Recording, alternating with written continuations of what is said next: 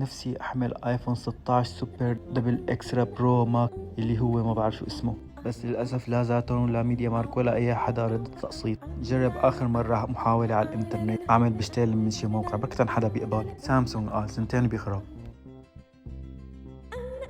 ايه والله فيني اطلب من الانترنت. لا ما وافقوا. عم معقول يصير مثل العالم والناس واحمل ايفون؟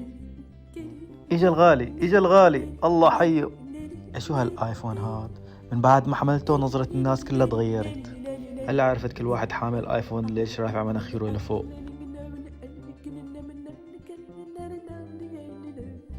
الطريقة الصحيحة لشراء موبايل بالتقسيط من الانترنت وتتجنب الدفعات الزيادة شرحت لكم اياها بالبايو او رح احط لكم اياها باول رابط. واي سؤال كومنت وانا بجاوب. ب 20 يورو شهريا تخطوا موبايل، واذا ما صار شيء معك الموبايل بيضل حامله بعد سنتين بيعطوك موبايل جديد. شرحت لكم هي الطريقة كمان شو لازم تساوي.